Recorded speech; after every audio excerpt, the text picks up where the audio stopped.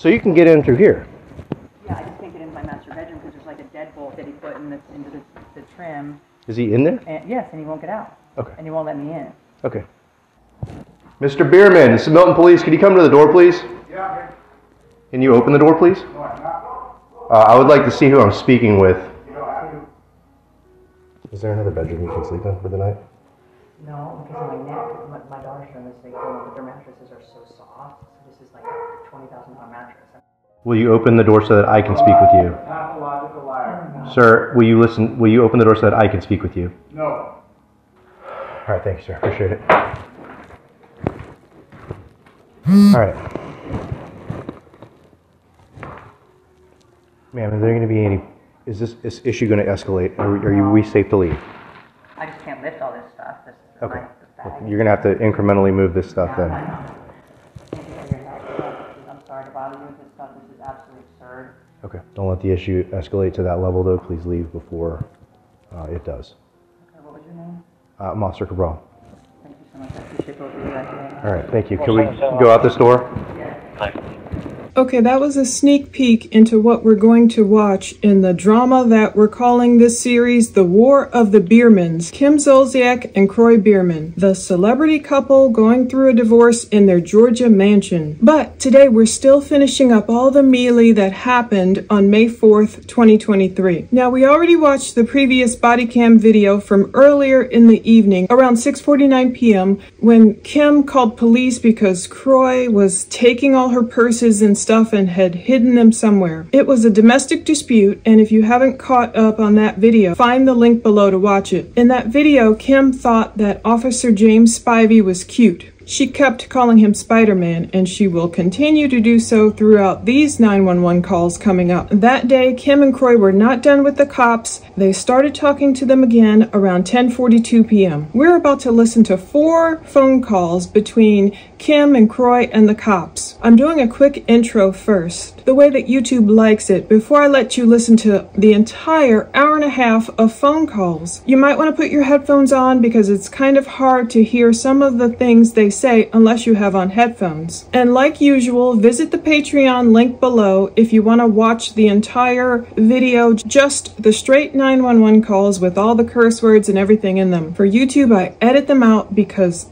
Kim curses so much, she's an editor's nightmare. Despite what YouTube says, they still don't like it. So the first call from Officer Spivey to Kroy, it lasts less than 5 minutes. Just like the last call to Kroy. Kroy is sleeping by this point. It's almost 2 in the morning towards the end of this video. That lets you know that Kim's conversation with Officer Spivey is taking up the bulk of this hour and a half worth of video. But it all started because Kroy has called 911 to report that Kim is using his credit card. She's just off getting gas and she's off with her chef over this woman's house or wherever. But Kim starts using Officer Spivey as sort of a counselor, a psychiatrist, a lawyer, and everything, getting his advice, using him as a pseudo-husband of sorts. She's talking to Spivey about everything from her days as a Real Housewife of Atlanta, Don't Be Tardy for the Party when she got her own show with Kroy. Plus, they even talk a little bit about Big Papa. That's Kim's former close your legs to married men lover. Kim gets a laugh out of it when Officer Spivey,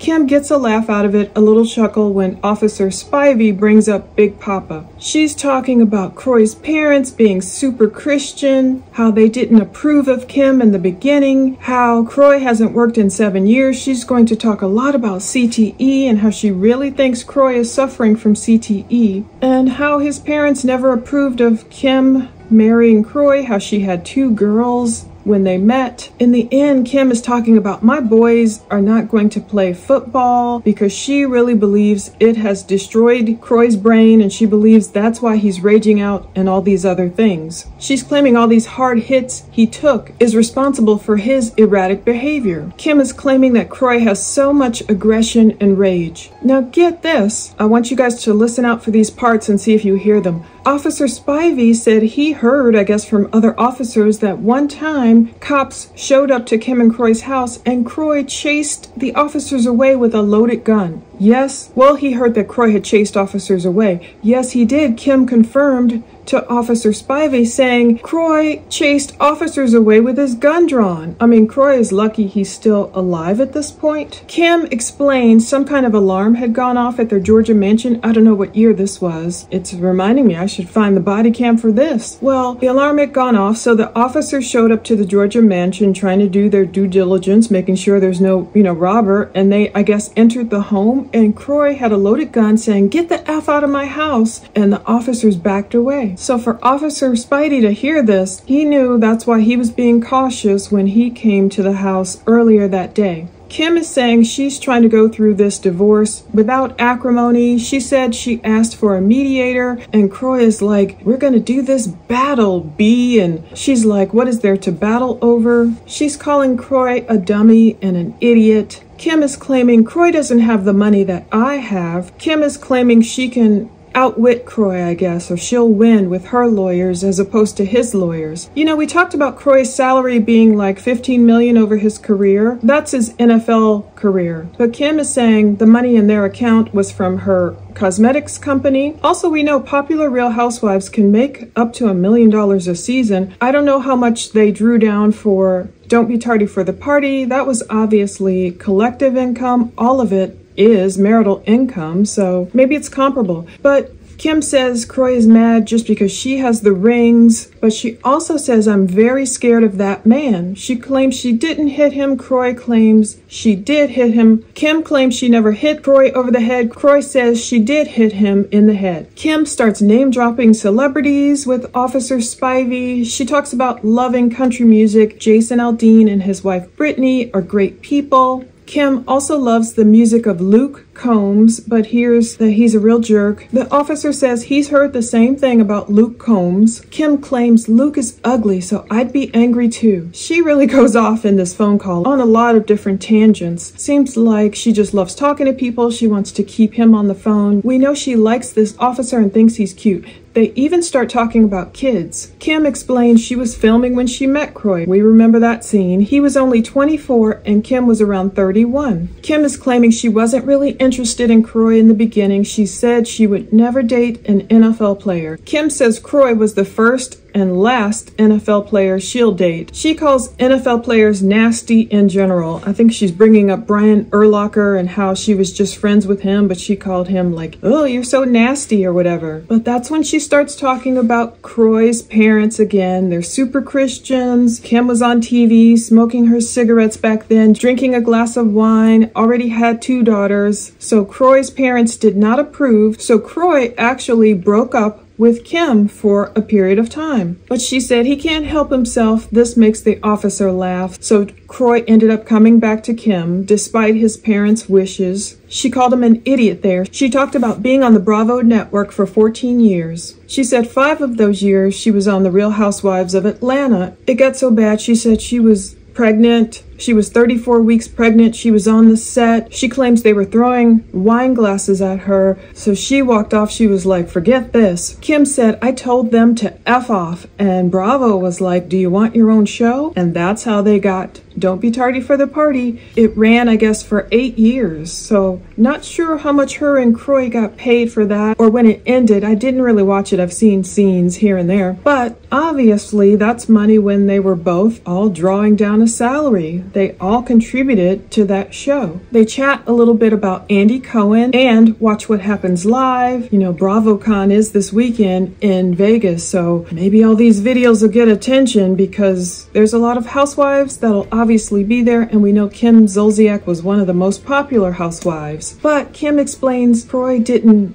F her or didn't touch her. It's kind of hard to hear, but for a long time he didn't touch her, and the producers are like, "Hey, we're gay, we want to touch you, why isn't he touching you?" She goes, "Literally a month later I was pregnant with KJ." And then after that point, Kroy broke up with Kim again. Now see what you hear. This is why I want to do this intro, so you can be prepared to let me know what the heck she's saying. But she said something like Kroy told her, "You can just focus on me," something like that. I don't know. But obviously they got back together. Then there was some incident in 2017. They were in a foreign country. She was going to call 911, but her chef advised her, "Don't call 911 in a foreign country." I don't know what the incident was. She doesn't go into details there. She doesn't talk about specifics about what Kroy did. She might just say he was in a rage. She said it didn't happen again until the next year, 2018. And then it happened in 2019, and now it's happening in 2023. We don't know exactly what she's referring to. She talks about Troy smoking weed about 3 weeks ago. She thinks something got triggered. She said something triggered in him to go to an extreme level. One thing she thinks that triggered Kroy is that he read these greeting cards from her ex. Kim was obviously going through stuff. She found all these cards from a guy named Kevin who was 54. She said he just died last year from the Rona booster shot or whatever. But she had all these cards and she was putting things through the shredder. She couldn't have enough. It got jammed, so she left some cards out there. Some stuff I guess Kevin had written to Kim triggered Kroy. She said Kroy has always been jealous of Kevin. He's a very successful guy, so I guess Kroy was intimidated by him. When Kroy read whatever Kevin had written to Kim, even though this guy is dead now, it triggered him. I don't know. Kim says Kroy wishes he could have just met Kim if they were in high school together. You know, before all these other guys, I guess before she had kids and all that. She's like, it didn't happen that way, basically, so get over it. You can't change the fact that I have a past. I had a history. She did say something interesting, like Kroy's pupils are 2 different sizes. And the cop said he did notice something different about Kroy's eyes, I guess, when he was there. He thinks it's maybe something neurological. Now, Kim does mention at a point that she's seeing some type of doctor. They redact some of it so you can't understand everything. It sounds like it's a psychologist or a psychiatrist to deal with her anxiety because she's always on edge. And this doctor told Kim, look, your husband got paid to take people down. For 9 years, he got paid to take people down in the NFL. And Kim's like, I never thought of it that way. Like, he got paid to be this machine. And it's almost like, how do you turn that off? Kim said his eyes are not right. So all these hits he took, I'm really wondering if it is something brewing. Is it causing Kroy to have rage issues? Well, either way, Officer Spivey is urging Kim, as you're about to hear, to just get to a separate and safe space. So Kim brings up the possibility of, oh, maybe I'll get an Airbnb. Now, this is back in May. It's already November. Right now, as I'm making this video, it's 6 months later after this phone call. And apparently, according to the latest reports and court orders, both of them are still staying in that mansion. So after all, despite whatever Kim says on this call about trying to get separate, trying to get to a different space and all that, they're in the same house. They're in separate living quarters, but they're still in the same house. After all, possession is 9/10 of the law, so maybe both of them are just staking their claims in that mansion. Kim is explaining that Kroy has taken the keys to all 4 vehicles. The cop is playing mediator. He's like, I don't know if you guys will head down the road to divorce or if you will reconcile. And Kim is like, he tried that stuff on Sunday. He broke down. He was asking me for a hug. But Kim says Kroy is just a miserable human being. She said she used to just sit around in the house with him and be miserable. She said she's not going to sit around with someone and just be miserable with them who doesn't want to help himself. So she's been going out and doing things, and that's making him angry. Kim claims when she met Kroy, she was making almost 3 times as much as he made because he was just a rookie. But she doesn't ever really talk about the entirety of Kroy's NFL salary and how that compares to her Bravo salary, or break it down, or how much Kroy got paid by Bravo. A Sergeant Chafee is going to join them on one of these calls. It's almost like he's like, look, you guys got to solve this. Kim is going to explain, look, I had a stroke when I was around 37. I'm on blood thinners, other medications, some of it's redacted, but she needs this stuff out of her master suite because at some point she goes back home and she has to talk to the cops again because by now Kroy has locked Kim out of the master suite. She needs tampons, she needs her medication. Now the sergeant says, look, we can address the medication issue because if that's medically necessary, you need that. You haven't taken your dose today. Yeah, that's important. But he's trying to say all this other stuff back and forth with these other items, we can't police that without a judge's order. Kim says Troy is acting like a scorned lover, but she said neither one of them have cheated on one another, so there's no reason for Troy to be so enraged. Now she's like, look, to be quite honest with you, I wouldn't even know where to get a tampon right now. Obviously she's locked away from her personal items in her bathroom. It is really petty at this point. Later, we will see the actual video in the next video I plan to make of her trying to get her stuff out of the master bedroom because Kroy has locked her out. And so in this one, the sergeant is asking her, look, do you need medical attention? Should we call an ambulance? Do you need to go to an emergency room? Kim will say no. It's just almost the middle of the night, so she doesn't know where to get a tampon. I guess she can't get one from another place in the house, I guess, or if she just is really using the cops to battle and say, I want to be in there, because at one point she does say, he knows how I am about my pillow and brushing her teeth, and it gets very petty. Why they didn't just decide, look, Kroy, I'll be in the basement or I'll be in the master suite or whoever, we'll be apart and we'll just get all the stuff we need and not bother the cops in the middle of the night. I don't know why they didn't do that. Officer Spivey tells Kim, look, it's 1:40 in the morning. So it is 1:40 a.m. when they're having this long conversation. And he's not advocating for Kim to go, take a hammer and bust down the door, because she's thinking aloud, like, I could take a hammer and maybe bust down this doorknob and get in the cedar closet where I like to go, or get here or there. They're urging Kim to say, look, just get lawyers involved. You got about 7 more hours till it's 9 a.m., till the world wakes up. Get lawyers involved. But despite her saying it, it seems like Kim doesn't have the money, or she doesn't really want to leave that house. Well, the point where Kim really does start talking about her possessions, ones that Kroy allegedly took, she doesn't know where some of this stuff is. Officer Spivey gives her a great idea about, being on TV for so many years, she can use that as evidence. This is when he mentions Big Papa, pull season whatever, episode whatever. That's one way that Kim and her lawyers can prove, okay, I had all this stuff you see in this scene before Kroy and I even got married, or, if she mentions whoever gave her whatever stuff. So Kim is like, oh, that's a great idea. Thanks for telling me that. She started thinking of a scene in like 2008 when there was a flash or a scene of all her Louis Vuitton trunks lined up. Kim says Kroy won't talk to her. I believe she calls him the devil. She said he's wreaking havoc. She says, you would think I cheated on the guy the way he's so angry. Kim does call Officer Spivey Spider-Man. Basically, she goes, you are a superhero, because he's giving her his email address and she thinks he says Spidey, but he says Spivey. It seems a little lost on her at that point. But Kim gets serious. She does blame the NFL. She says the NFL needs to be held responsible for these shenanigans. She talks again about her neighbor, Shane Dronett, an NFL player way back in the day, I guess, who shot himself in his kitchen. That's the one she was saying, his wife was like, either it was him or me, and his wife ran out of the house. But his widow ended up donating Shane's brain to science, and I guess they did confirm it was CTE. According to Kim, they confirmed back then Shane did in fact suffer from CTE. I can think of quite a few other true crime cases where CTE was involved with these former NFL players. I mean, it's very real. Did you see Aaron Hernandez's brain after it was autopsied? Oh, it was like complete holes. There were like complete holes in his brain matter. And so I think there could be credence to what she's saying. I know Kim can be a piece of work in her own right, but I really think they need to look into that. Kim compares Shane's plight to Kroy's plight. She's saying it's the exact same symptoms, but according to Kroy, nothing's wrong with him. Of course, there's no problems. I don't think Kroy wants to see a doctor. I don't know if he's had any brain scans or not. Kim talks about she's the one who's home all the time,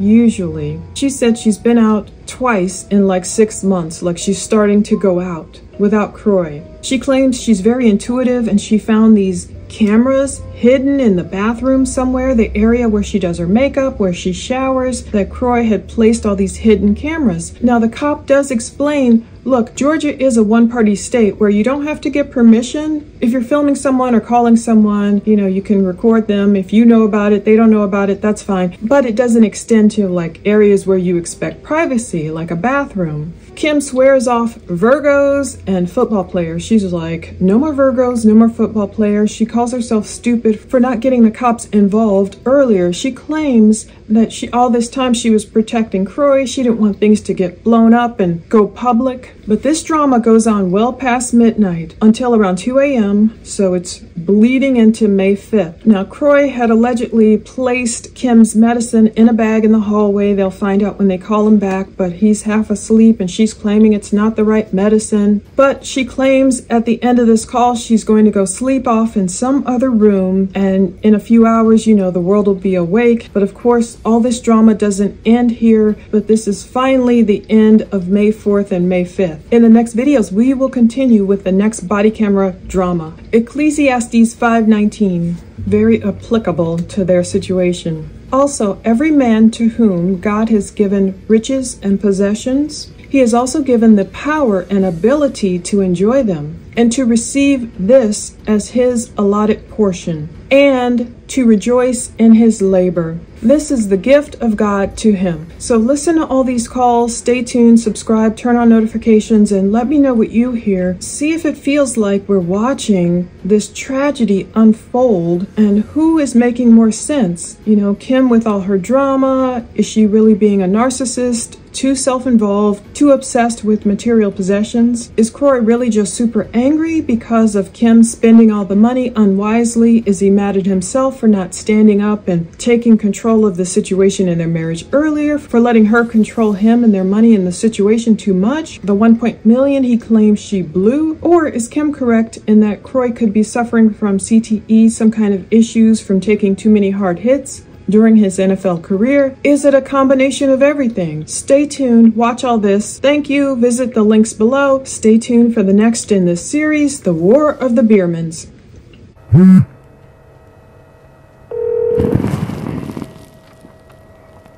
Hello? Hey, Kroy, how are you, man? You there? Yes, I'm here. Hey, it just switched over to my car phone, man. Sorry about that. Hey, this Officer Spivey again, man. The guy that was out there earlier. Oh, hey. Hey, man. The reason it took me a minute or two to call you back, I just wanted to check with my supervisor, Sergeant Chafee. The notes that I got from dispatch was that Miss Kim took your wallet and is using your credit cards right now. Correct. Unfortunately, that goes along with the marital property stuff where it's not a crime because she's still your wife. But what I would do if I were you is call and get them canceled immediately and get new ones sent to you. Yeah. You know what I mean? You have to call and get them canceled to where she can't use them anymore. Okay. And if it's determined at a later date and time, like during the litigation for when you serve her, that it was your money in a bank account that belonged to you, whatever, that'll be restitution that should be agreed upon between the two counsels. Okay. Yeah, no, I was talking to my sister, and she said, no, you need to call and make sure that you can't file a report or anything like that. So I said I sure would. Well, what I will say, and I'm glad you called, because I was told by my supervisor that I need to call you and I need to call Kim back and let them know that because you alleged that she struck you on the back of the head, that I needed to type a report. It's not any charges in the report, but it'll just say domestic issues.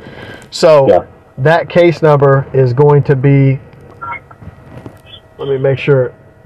Okay. Do you have anything to write it down with? I will text my sister, so whenever you're ready. Okay, it's going to be 23 dash 23 dash 00 00 776. 776. Correct. Okay. So that event number that you got on my card earlier is still accurate for that documentation, but I will be typing a report because she called, but you're alleging that she struck you in the back of the head during an argument, and she's alleging that you stole her purses and jewelry. So you guys are both alleging different things against each other. So normally you can't put two victims or anything like that. So spoke to a supervisor who stated that type up a report and put domestic dispute in there. Everything that you guys are saying that you're alleging will be in that report. So you can use it if you're wanting to seek a warrant for her arrest. You can use that report and go down to seek that. Would a judge grant a warrant for that? I'm not sure. Sure. But you can go to 7741 Roswell Road. That's the North Springs Annex in Sandy Springs. Okay. That's the little courthouse there to where you can seek temporary protective orders. You can seek warrants for arrest, and you would get the warrant, and then it would be put on GCIC. So that way, if that's what you guys were seeking at a later date, I don't know. Okay. Thank you, sir. But what I will do is I will also add to that report under that case number what you're telling me now. Okay. So I don't know if any of these banks, well, they should be a 1-800 number on the back of the credit card that has a 24-hour access now, or you can log into your bank account and freeze those cards. Okay. Yeah. I'll do that. Okay. Because I'm not sure if you guys are still joint or separate now, but if she's got your credit cards going for that, like, although you guys have separated the monies, you're still married, so she's still entitled to marital funds as well. So Georgia's tricky, man. Yeah, no, I know. Yeah. I'm trying to do everything I can. No, I get it, man. I get it. I'm sorry I don't have better news for either one of you, man. I'm just trying to keep the peace as best I can. Yeah.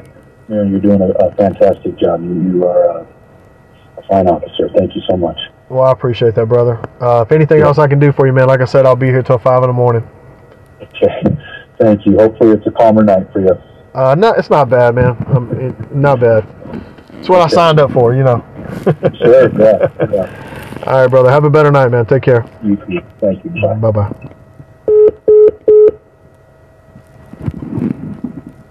My husband's challenging me to hit the Kroy, come on. Kroy. Halfway. Whoa, 3/4. Kroy, hit the Oh!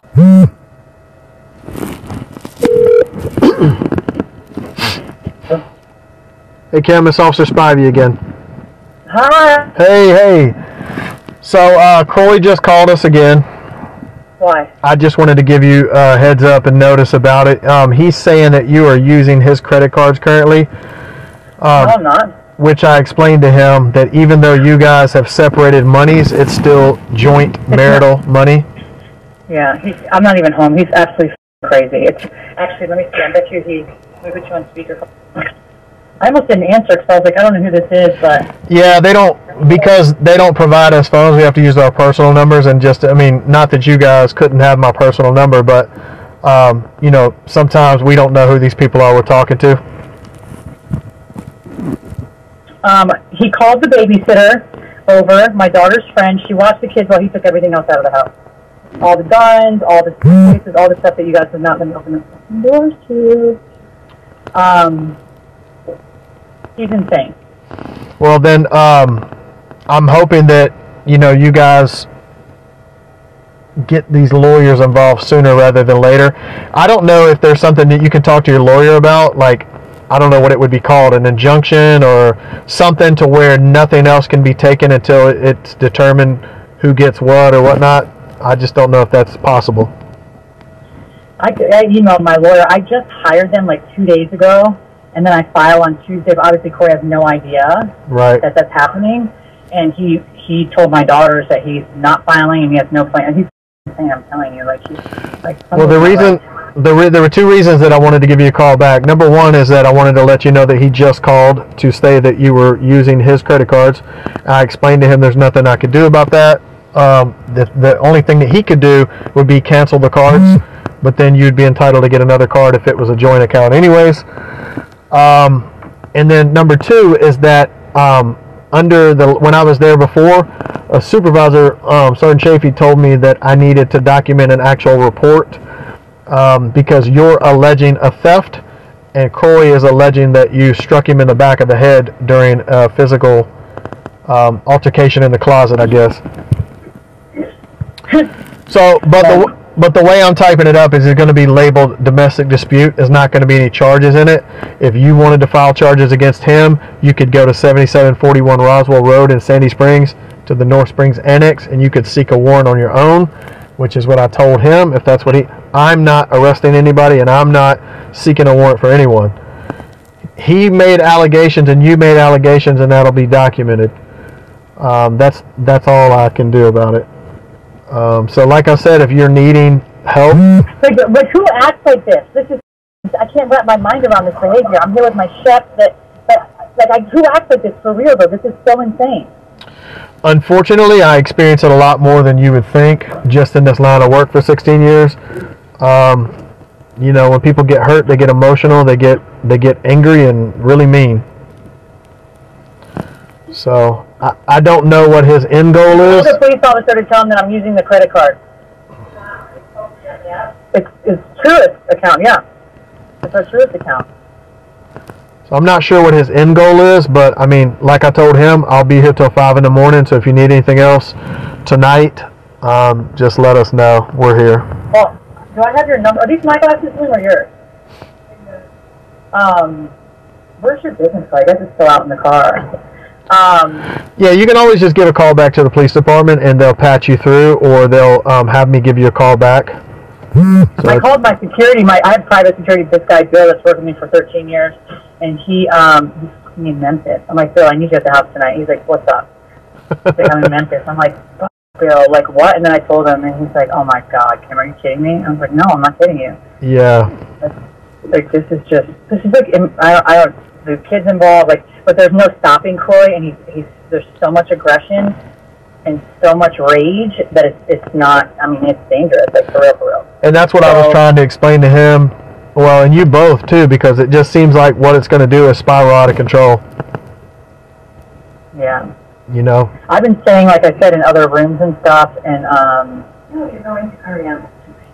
Yeah, I'll probably see maybe my daughters tonight, but this is just like petty, you know. Like I don't know, I can't relate. I honestly, God, like I really can't. Like this, I asked him to like, get a mediator, and like he said he's worried about this battle. What's there to battle over, dummy? Wow. My kids I'll fight over, but that's it. Like I'm not interested in battling. Like I'm just not interested in being abused by your ass anymore. Right. For real. Like verbally abused. And he's big. Like, when I was telling the police officer that night, he like puffs his chest up and like pushes me around. I can't leave the bathroom for an hour or two. Like crazy shit that I've never. And it's just gotten worse and worse and worse. But he doesn't have a problem. He doesn't want to go see anybody. He doesn't want to get nothing. He has no problem. Right. That's sad because you know. I know you guys love each other. You know, you obviously got married and fell in love at one point. It's just, It's tough to get everybody back on board with that after a while, you know. And this is like, so. I mean, I will always love him. I have children with him, but I just don't think that this is necessary. And like your lawyer sounds like he's a real winner, yelling on the phone. Right. Joint property, like, are you kidding me, dude? But Kroy doesn't have the money that I have, so. Right.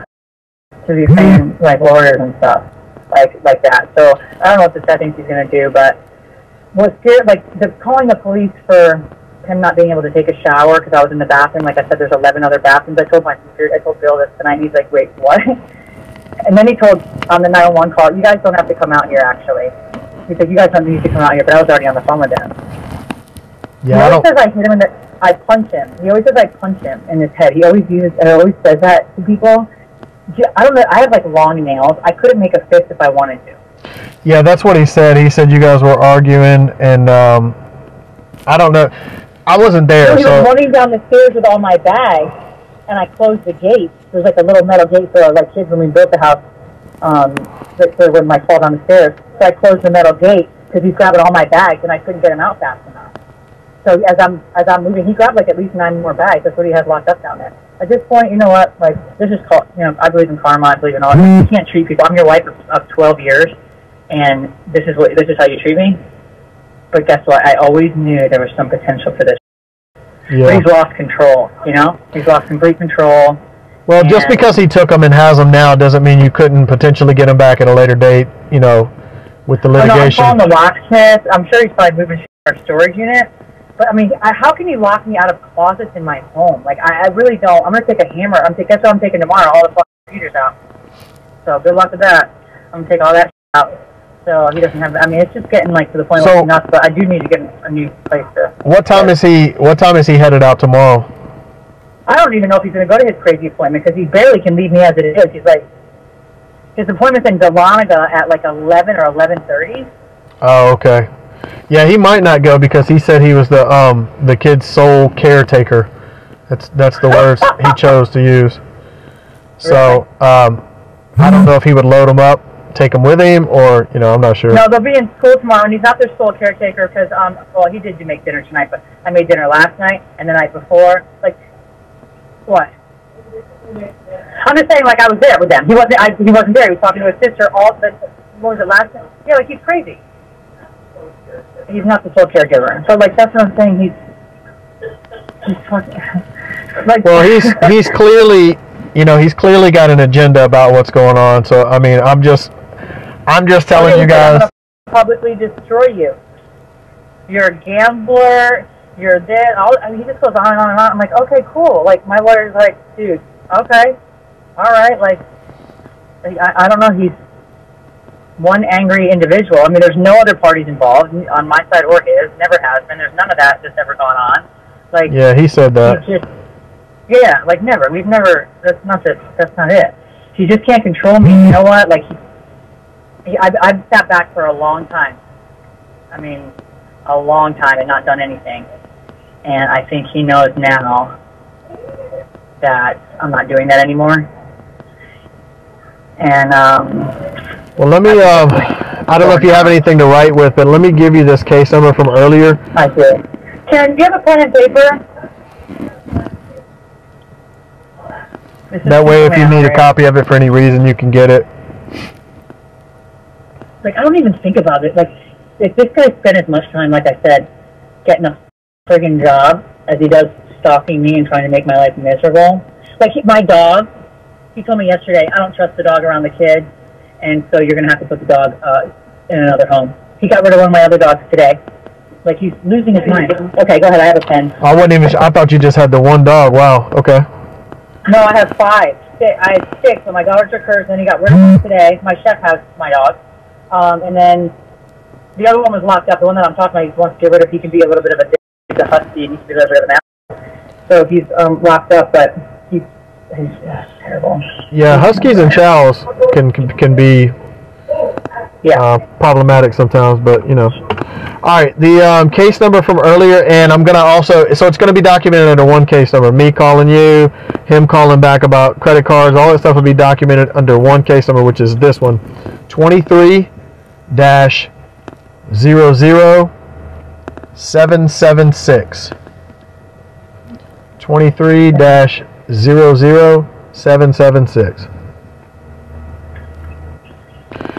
I'm using a credit card to get gas. Like, yeah, I mean, this is what I'm dealing with. This is what I'm dealing with. I'm telling you. Well, and that's what I'm saying. It's going to be petty. It's going to get to the point to where it's going to spiral out of control. There's going to be some charge or some allegation that's going to end up being someone arrested. I want my chef to hear what you're saying, because this is really going to be it. Yeah. This is true now. This is maybe why I do need to leave. This is a police officer from tonight.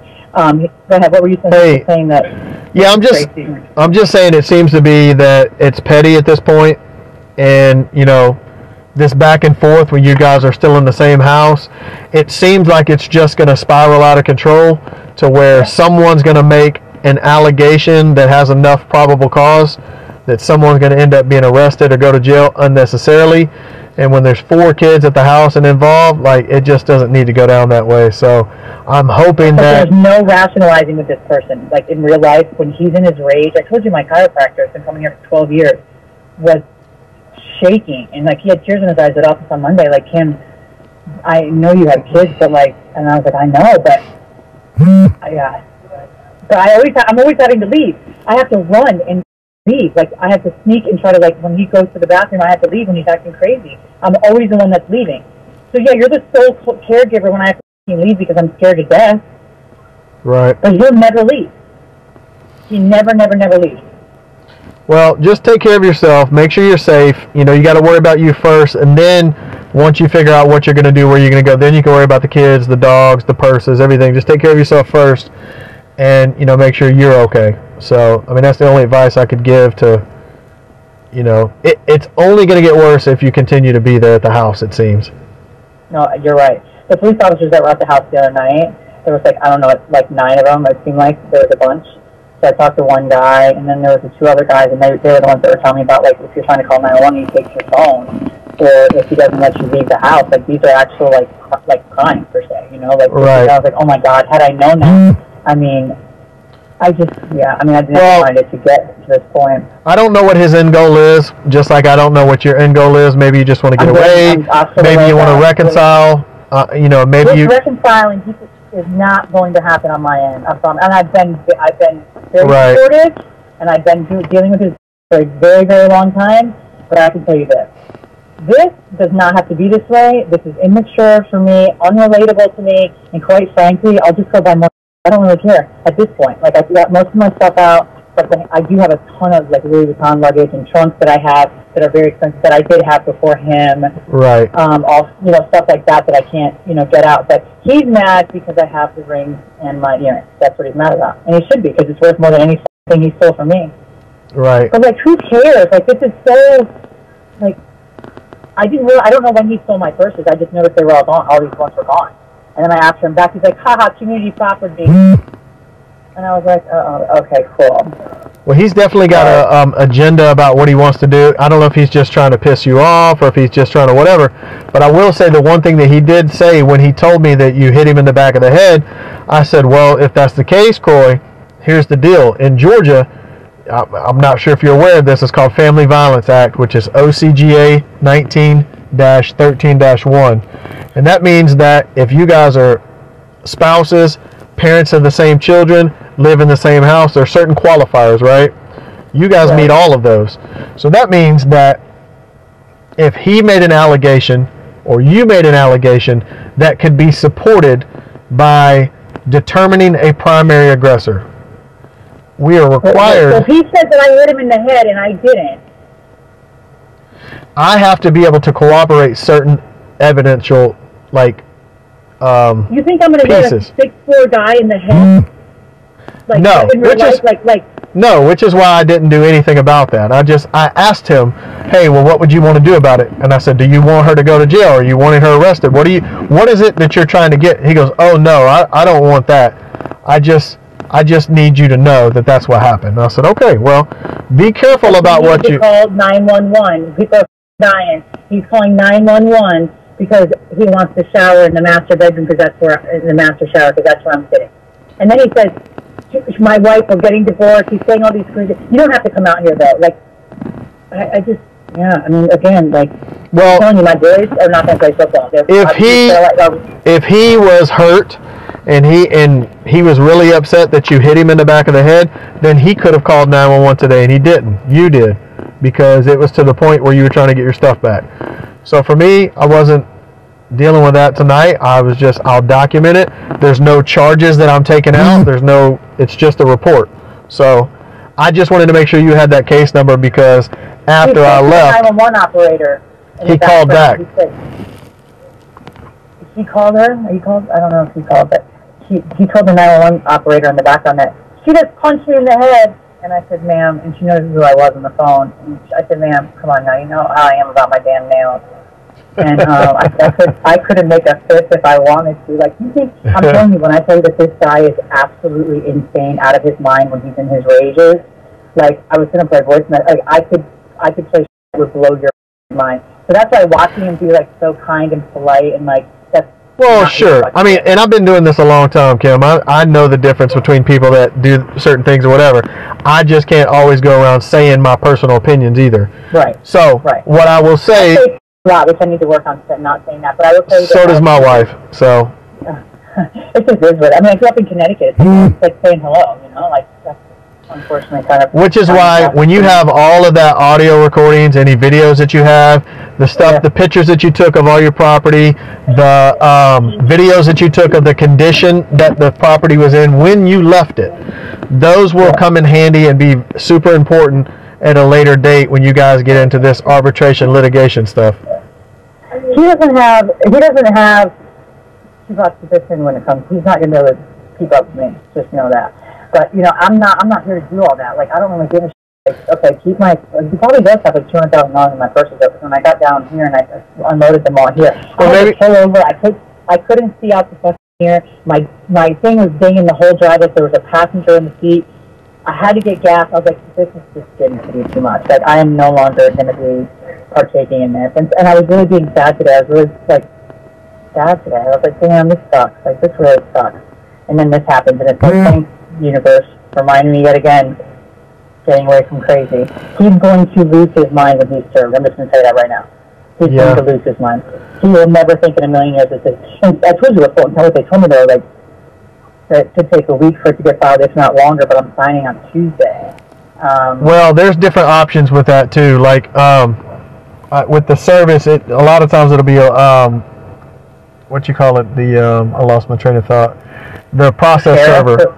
Yeah, process server. Okay. So if you pay for a process server, they will do different things. When it goes to the sheriff will give you like 2 or 3 knocks at the door for whatever amount of money it is, or whatever fee that it is. But they're not going to hunt people down. They're not going to follow them. A process server will do that. The process server actually will find people quicker. So if it's a matter of getting it done quickly, you may talk about going the process server route. I will do that. I mean, he's always home. Like, just recently he's been leaving a little bit more because he's just trying to, like, piss me off because he thinks, like, I really don't give a shit. I do whatever.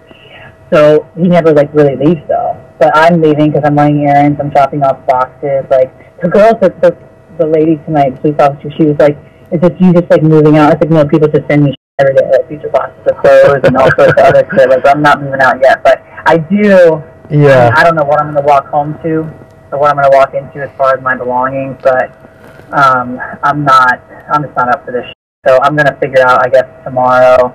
I told you I tried the nanny suite thing, and I wrapped the chain, like I did all sorts of things to try to keep him out. And yesterday, in fact, I had a door up underneath the knob in just the bedroom portion of her suite, and he shook the door, and like the chair out of it. I was like, what are you doing? He just get upstairs and do the vet. It's your responsibility. I'm like, dude. But he scares me. Like, I'm shaking. I'm on edge all the time. I'm very scared of that man. Yeah, that's the reason why. There's a couple different reasons why there's a lot of officers that show up. Number one, they like to have a supervisor out there just because you guys are famous people, and they want to make sure everything's on the up and up. You get the service you need, you know. But I've been doing this a long time, and I know they were satisfied with everything that happened today. There just wasn't a lot of people here today. Yeah. So, and number two is that I believe he has, I heard that he had chased an officer off one time, like, get out of the house. Yes, and, he did. So, with his gun drawn. Yeah, so to me, I'm not studying him. I don't care about his size or whatever. It's not a problem for me. I can handle myself. I just know that I wasn't worried about it, so I didn't ask for a lot of people to come today. So they came through the front door. I don't know why. The alarm went off maybe or something, and he got his gun and was like, get the fuck out of my house with his gun drawn on these people. And they went, like, backing up, like, fast out the door. Right. I was like, what the fuck is wrong with you? Like, these people serve like, I really have a big thing for police officers. Like, I really love what you guys do, and I get really irritated. Oh, Jason thank you.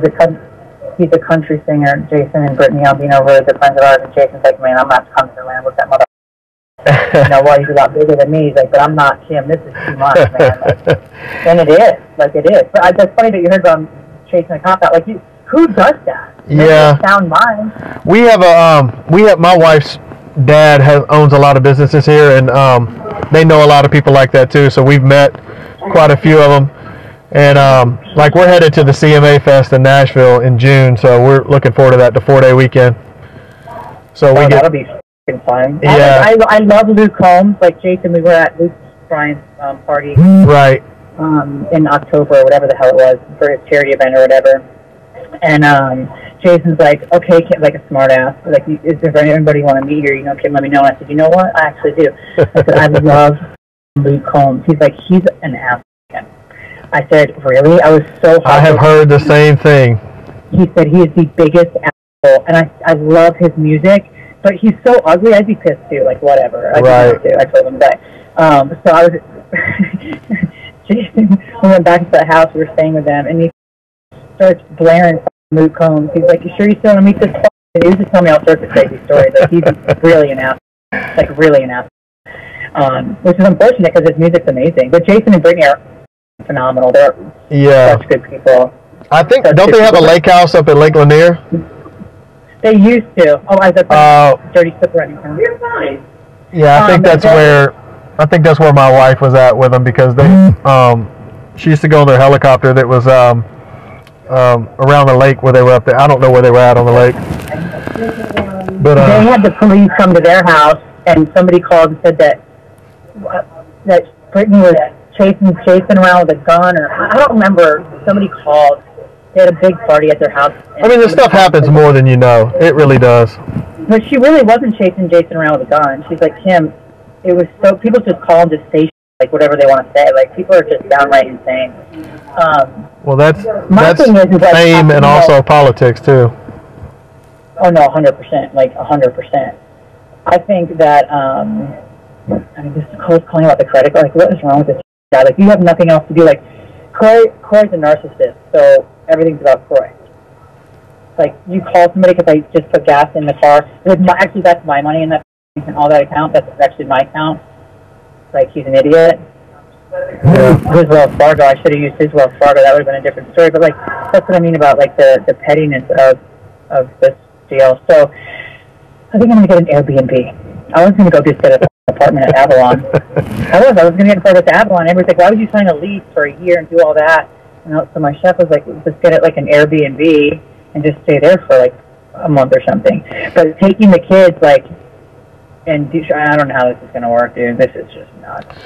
Yeah, it's I know it's a tough situation, but I'm sure you guys have children? No, we've been talking about it this past year, but I don't know. You don't know if you want kiddos? It's a long story, but I don't know. I'm open to it, but I don't know. We'll see. I got the well, time's a ticking, you know, like. That's true. I had.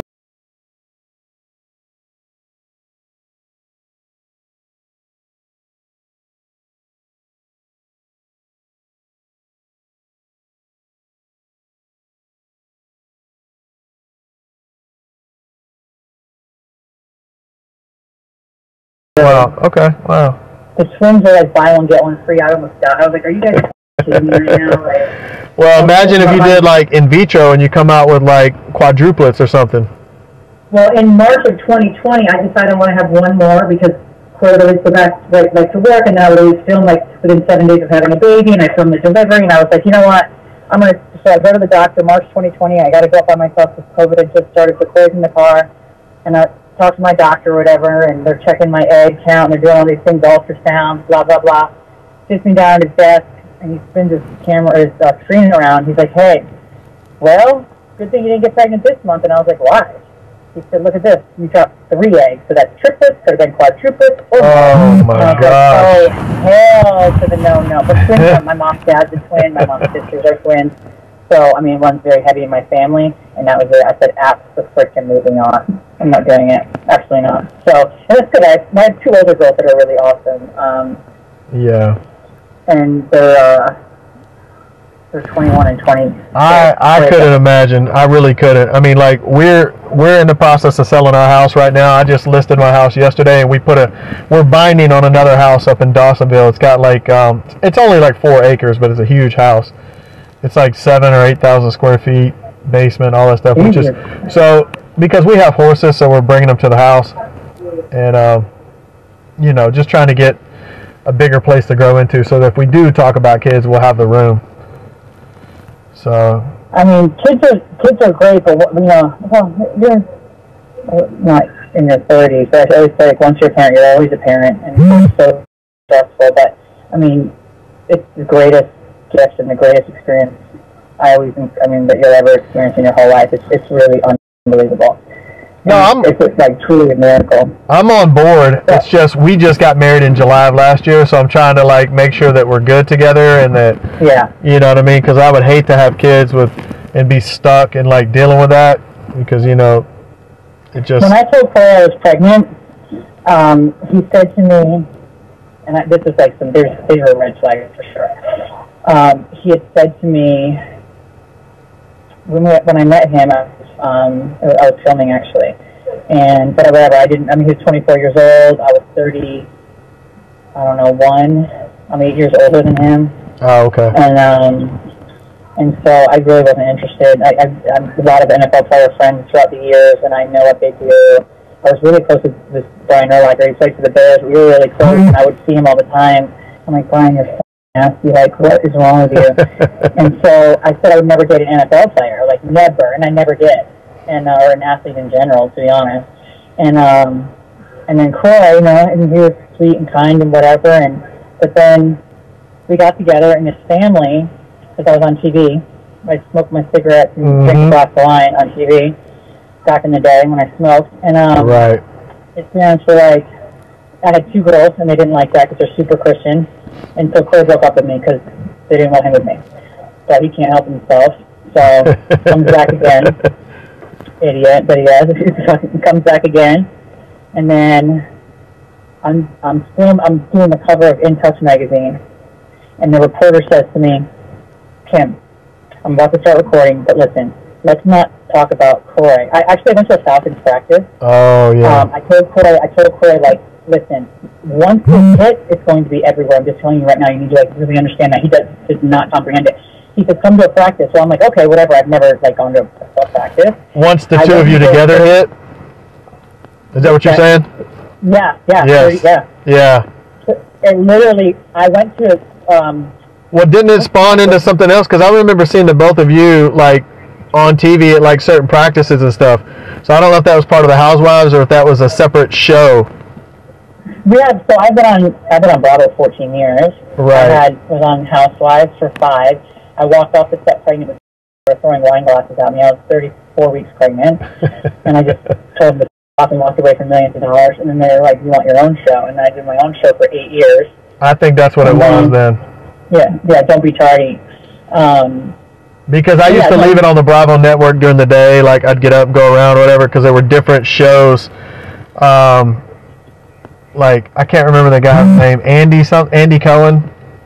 Yeah. After Dark, or no, After Bravo, or something like that? No, Watch What Happens Live. That's it. Shows. Yeah.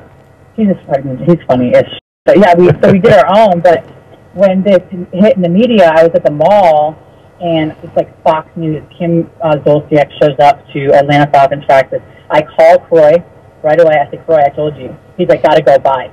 Hangs up. I'm like, okay, dickhead. And so we weren't like heavily committed. He didn't touch me for a long time. He was sitting next to me, and my producers are like, we're gay, and we would touch you, so like, what's wrong with him? And so I was like, I don't know. He's weird. I don't know what's wrong with him. And then literally, like a month later, pregnant with KJ. And so when I told him, so then he broke up with me again. He's like, when you can just focus on me, I said, bro, I'm 2 kids. I'm on TV. I got a song. I got shit going on, man. Like, whatever. And so he left. And then I called him and was like, well, I got to tell you something. Can you come over? Oh. I'm pregnant. And he goes, well, if you think this is going to be like Ariana and Brielle, because and I ran the whole show. And he's like, you got another thing coming. And I was like, okay, cool, bro. And so I was going to LA the next day. And so I went to LA, and I had to act like I had a wine glass in my hand, because if I wasn't drinking wine in the appearance, they would have been like, what's wrong with it? But it actually just had water in it. Right. And he called me back and was like, I'm going to pick up Brielle and Ariana and take them out to Stony River, you know, for dinner. And I was like, okay. And that was kind of it. Like, we were just together, you know, we were whatever. But I'm telling you, in real life, like, something's definitely wrong and, like, totally off. But it's been off for a while.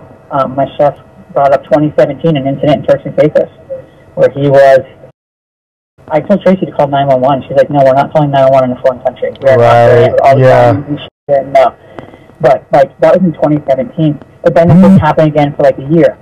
And then in 2018, maybe it happened twice. And then in 2019. And now this is the last 3 weeks have been my worst, and he smoked weed, like, 3 weeks ago, I guess. And I don't do any of that. I don't do any of that. And so he smokes weed, and I think that's what triggered it. You don't think it is, Tracy? I asked him. Well, something's got. I mean, I know he's nuts, but I'm just telling you that something. The bottom line is you're not safe there. My chef, this is horrible here. Just my mom. But something triggered his behavior to go to an extreme level. You know what? He read cards from my ex that he opened up a safe that I didn't have the code to anymore, so I had to like saw it off, and I shredded all this stuff. The shredder overheats. So Kevin, the guy that I was with for years and years, he died like at 54 last year of like the COVID booster shot or whatever. Oh man, I'm sorry to hear that. So, but yeah, Kroy's always kind of been jealous. I'm very, very, very good looking, very successful. Right. Just a good dude. And so I kept some cards that I couldn't shred, and I just set them in my bathroom, and I kind of forgot about them. And so he read those. He probably got he got a hold of them. And I didn't know what he read. I don't know what the hell was written in them. I don't remember. And then he brought up some of the stuff that was written in them, and I'd be pissed off too. But I said, he doesn't think, like, that I've had a past, like, I had a past before you. And he always says, like, I wish I met you in high school, and, like, you never dated anybody else. And it's like, dude, that's not going to happen. So let's just move on. So he can't, I mean, he went nuts over that, and that's really bothered him. But it's like, the guy's dead, and everybody's, okay. So that kind of triggered him being a little bit crazy. Right. And then, I mean, I don't know, I'm telling you, like, crazy about it. Like, he's crazy. And his eyes, his pupils are two different sizes. So his pupils are two different sizes. And I don't know if you know Dr. Ahmed, he's this brain guy. And he's, like, top in the country. Yeah, I was noticing the way his eyes looked when I was standing there, for me, because I'm a sociology and psychology major. Right. So, you know, to me, that would be, I mean, I'm not a doctor, but what I was thinking was, like, maybe there's some neuro issues. Yeah, I think something's wrong with him. You know, like, I don't know how many concussions he suffered or not reported or either. So that's why. But, I mean, wasn't he like a linebacker or something? Yeah. Yeah, I mean, so I know he's crushing people from across the field, you know, and like, when you get hit like that, two grown men like that, you know. I started seeing a doctor 3 weeks ago because, like, the dog bite, and I was at the beach with my kids a couple weeks ago, and I would not, like, sit down. I was standing up. I was like, come in closer, move to the left, move to the right. I was like, dude, you need help. Like, you need to relax. So the doctor today said, Kim, this guy's like 65 years old. He said, Kim, he says, your husband got paid to take people down. He got rewarded to take people down. That's his job. That was his job for 9 years. Yep. So I really want you to think about that. And I was like, I never once thought about that. That makes sense. Never once. Yep. So he tells me to go in my cedar closet because I'm very claustrophobic and, like, lay on the floor. And we're going to do this, like, what do you call it? Like, to get over it, basically slowly kind of close the door, turn the lights off, so forth. And now the cedar closet's locked. Fucking idiot. The other closet's locked. I'm just going to take a hammer to the doorknob. Is that, can you open a door that way, I wonder? Yeah, if you break the doorknob off, yeah, then it comes out. You can't do that. No, when Kroy's gone, not now. It's destroying property, though. It's not destroying property. My chef thinks she knows it all. She knows how to cook, and that's it. Well, I mean, it's both your property, but, you know, yeah, I mean, it's not a good idea to destroy stuff anyways, but if you need to get in there, if you're calling the locksmith anyways, you can get him to address that as well. I showed the officers Friday. I said, you guys, I'm telling, or whatever. I don't know why I keep saying Friday. I don't even think it was Friday that they came. I don't know. I can't remember. I'm exhausted. But I brought them to my master bedroom. I said, look at my boyfriend. I said, this guy that's acting so nice. And I was playing them voice messages. I was playing, like, recordings from Kroy screaming. And then one of them went outside and told him that I was playing the recording. So he comes in the room and he goes to get in the shower or whatever. And I'm, like, laying in the bed with all these pillows between us, basically. And he's like, real smart idiot, playing old voice messages. And I was like, they were actually from this morning and yesterday. He's like, way to go, idiot. And I was like, who's going to go in there and tell him that? But I showed him the door frame because, Karen, you were on the phone when he kicked the door in. So, yeah, his eyes are not right, for real. But he doesn't think he has a problem. Like, but your pupils are not right, and so all I can do is pray that this guy really sees the light. But I have a funny feeling that that's not the direction we're going. So, well, the best thing you can do is probably separate for now and be in two different spaces. That way you have a safe space to retreat, and so does he.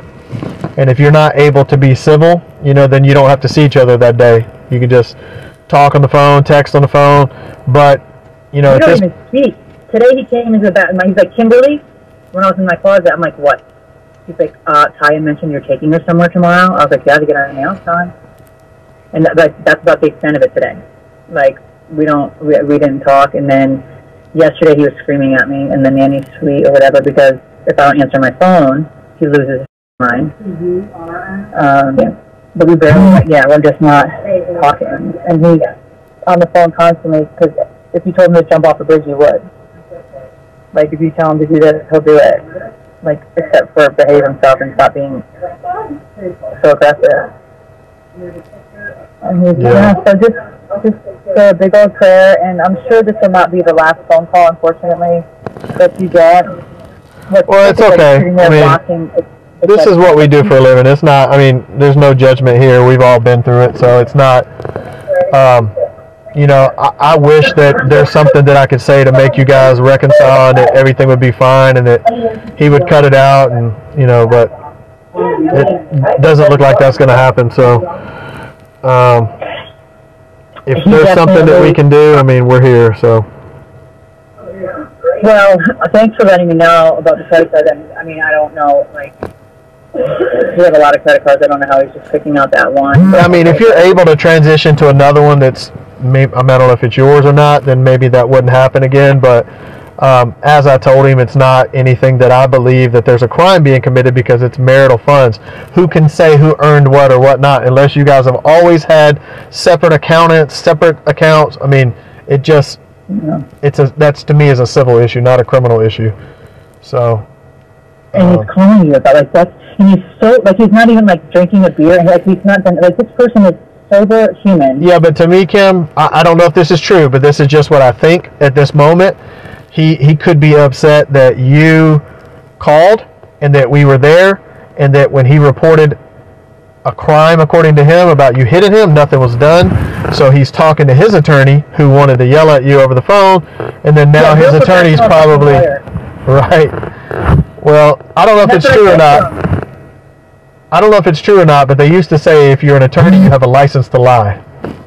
Yeah, my dad had never dated a lawyer. They're the biggest liars. So. But it sounds to me like it's something that his attorney is probably suggesting that he do. Well, hey, call back. Hey, add this, do this. You know, because it didn't look like it was his idea to walk around and start filming you and recording you in the closet until after that attorney screamed at you over the phone. Oh, yeah, well, I'm sure. And that attorney, like I said, you're real professional. Good luck. Like, I mean, I have a very good, like I said, legal team, so good luck, buddy. And I don't know who this lawyer is. I don't know who it could possibly be. It's like a family friend. That's what I think. Well, the sooner that your lawyer communicates with his lawyer about how things should move forward, the better it should be between the two of you, because there will be certain parameters that y'all need to follow. And so hopefully, I mean, like I said, I don't know either one of you. I've never met you before. Hopefully it's something that Kroy is able to follow. He seems like an intelligent guy. You both are intelligent people. That's successful. He's smart. He's smart. He's definitely, like, not stupid, but the lights are not on, okay? Like, nobody's home up there.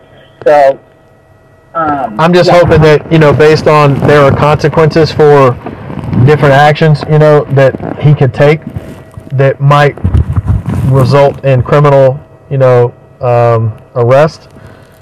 And so hopefully he doesn't go that route. Hopefully he's smart enough, or, you know, has his wits about him that he would refrain from that. But, you know, I don't know.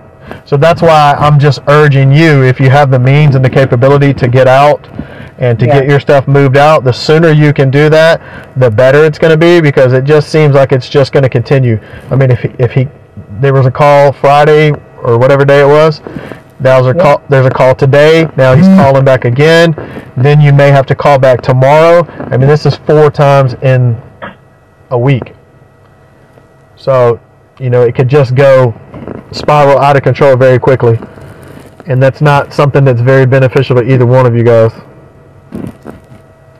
Yeah, I definitely have to leave the property. I think you're right. I don't think the guy can go to the appointment tomorrow, though. Well, if you guys work it out or whatever, in the end, that's cool. That's great. Or if you divorce and you leave each other, whatever as well. But the fact that you have a safe place to retreat, you're not feeling trapped in your own home, you're not being yelled at across the room, You're not having somebody constantly listen to your conversations. I mean, because from what he was saying, he doesn't have the means right now to really uproot himself and get out right now. So if you do, it's probably his and what's his is mine. But yeah, my concern is like me leaving to get in a safe place, but I have the 4 littles there. Like I can't just leave my kids out. Like this is insane. Like I'm the one. We even go sit at the clubhouse. Yeah, but you can let him.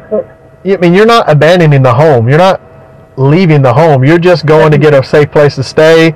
You can have dual residencies. You can still go to the house and get the kids or whatever. It's just he doesn't need to come to your new place because that's something that you did on your own. And if that's the case that he's showing up to the new place, then we can ask him to leave because he doesn't live there. You do. But I can take the kids there legally. He doesn't know. But I'm sure I can. Yeah, I mean, of course you can take the kids there because there's no court order saying anything about custody. There's none of that's going on yet. You're both still the parents. You're both still married. You can take your kid wherever you like. So the problem is that once the kids go over there, whichever one, they're probably going to tell him where you're at, and then he may end up coming over to where you're at. And that's something I think this is the first time I've ever called 911, and I'm telling you, I could have called you 1,000 times, like for real. And so I don't think he even thought that I was calling for real. I think he just thought I was like calling his bluff. And so when he actually saw 911 on my phone, I said, "Really?" I showed him. Then I think he was like, "Oh." He said I hit him in the back of his head. Yeah, it's possible. I punched, like he just punched. Look at it. But either way, nothing is coming of what I'm just documenting it, what was said. So that's a liability purpose for us that we've covered it, that we're at least documenting an official report that what was said or what was alleged. Yeah, alleged. Can we use that word? Because that's not true. I don't need to go into court and he's absolutely saying that I punched him in the head. Like we're not going to. I mean, he's just playing. Well, anything that's ever said is always that Kroy stated this, Kim stated that, because none of it's ever. It's all alleged, anyways, because it wasn't witnessed by anyone. There's not a third party. That he stole several of her handbags. He's locked the safe on her. He's locked the cedar closet and another closet, and refuses to open up. Well, we need to really document that. Let me write those specific things down because I didn't get that part of. I knew the safe. I knew the closet. But let me. I call him Superman. He thought I was calling Kroy Superman. I said, "You think I'm calling?" He's like, "No, he's married." No. I just told him that I put you on mute, and I said he's so good looking, and they just started laughing. He has like blue eyes, dark hair. You know, I told the 911 operator, "You sent Superman over here, honey." And then the poor girl was like, she's got like this cute little body. I was like, "You're so cute," and she's like, "I said you're so cute." She's like, "Wait, are you talking to me?" I don't know. I mean, women who always tough. That's your dad up there, right? Yeah, that's my father. Yeah. All right. You said several expensive handbags. You said about $100,000 worth. At least. Let me think about this. I would say like 25. I would say $150,000 worth of handbags stolen that he took. I asked for them back, and they would not give them back to me. All right, and then you also said jewelry in the safe. What is that? I have jewelry. I have a diamond bracelet in the safe. What's the estimated value of the jewelry that's in the safe that belongs to you? Probably just like $25,000 in that one. Okay. But he won't open it. Then the cedar closet I have, cedar closet, safe. What else? What else is locked? There's where the photographer, I think he put the purses is in the, what would you call that? Just like a separate closet. Just a separate closet that's locked. That was never been locked ever in the 10 years, or however long we've lived there. And it was locked tonight. So that's where their handbags probably are. Okay. So those are the 3 things that are locked that you don't have access to: the cedar closet, the safe, and just the separate closet. Yep. Where's that separate closet located?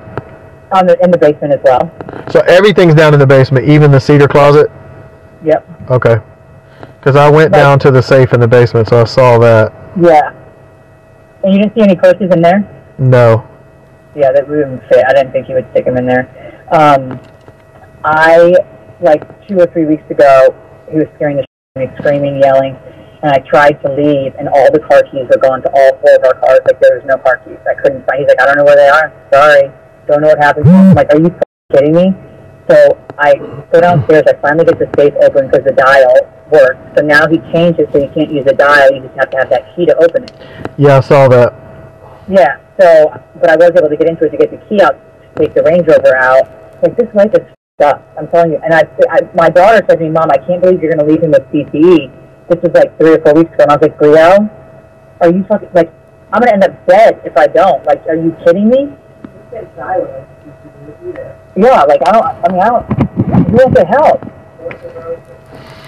Well, you know, there are stranger things that have happened, but I know sometimes once you remove yourself from that situation, if he's there by himself, he may end up missing you. He may end up realizing a lot of things, and there may be a time where he starts having a conversation with you, like, Kim, what do you need? I love you. You're the mother of my kids. I've been with you for so long. We have history. What do we need to do? Like, how do I get this back? You know, I've seen stranger things, so who knows? On Sunday, that's the he was pulling. I love you so much, Kim. He said, can I have a hug? I said, okay. Crying, I love you, whatever. And then, no, that night, I asked if my chef was coming, and he's like, I don't think so. I think she quit. And I said, she quit? I think she would have told me. And then I was like, dude, you're such an asshole. You just call people to create havoc in my life. Anybody that's important to me, you can't stand it. Because I was out with Tracy 2 days before for the first time probably in 5 years, having a margarita with her and my neighbors. And he was so jealous about it. Then he was invited to. Yeah, he chose to be an asshole, not go to, so not my Bravo. Yeah. He's just miserable. He's just a miserable human, and I used to be miserable with him. Like if he was miserable, I would stay home and be miserable. But now I just leave. I can't sit around with somebody who just doesn't want to help themselves. Well, I mean. But the property thing really bothers me though. That the purses, we know that Kroy's not carrying purses. We know Kroy's not wearing high heels. Right. We know. So I don't know how it's even. Yeah, I mean, maybe we don't. I don't know how it's possible where he can just take now whatever he wants. I can take whatever I want. This cannot be. That's why it has to get to the point to where it comes to the agreement between the two of you, because it's going to be a civil agreement that you guys have to go through. If you're going to separate, if you're going to leave, if you're going to, whatever the outcome is, there has to be an agreement there, because he could say that, oh, well, I bought all these for her and they were gifts. Well, if they were gifts, then that's something different too. Then you go into a different side of the civil portion of that. But let's just say, I don't know, Kroy says, I was playing in the NFL for 8-9 years and this is all my money that we made together. Kim wasn't making anything. She didn't get the Bravo show until whatever. Let's just say he said all that. This is my money. She bought those purses with my money that was coming in from the NFL and all this. There's just no way to track all that down for us to be able to prove anything. So although he is not carrying a purse or wearing Manolos or, Jimmy Choo's or whatever, he can say those were purchased with our money as a marital couple. And that's where it's like this nightmare of civil How about I made more money? legality. Sam was like, she's probably just using you for your money. And how about I was making almost 3 times as much when I met him that he was making. Wow. He just, literally, he was just a rookie, Right. So he wasn't getting great pay or whatever. Yeah, because he didn't, But I don't think he got drafted until 2008 or something, right? 8. Yeah. 8, yeah. 8, yeah. Yeah, So, I mean, I don't know. And I'm going to have to, well, like I said, I'm going to document this report. I'm going to put what he said. I'm going to put what you said. Now, I'm going to tell you this is not going to be so super detailed that it's every little thing, because to me, that becomes public record. And I just don't like that when it comes to people that have a career and have, things to take care of. But everything that you said, everything that he said is all recorded on our body cams. So if anybody ultimately needed that for the lawyers, they can always request a copy of that, and it's available. So and it will be attached to it based on that case number. So, but I'm gonna get typing. I'm gonna document that. I just wanted to give you a call back. Sorry it took so long. That's okay. Thanks for waiting for me to get on my shot. I really appreciate it because that never would have happened otherwise. Like, no, of course. My sergeant kept calling me because there was only a few officers working tonight. There were two officers. One officer was sick tonight, and then the other officer had military training, so we were short.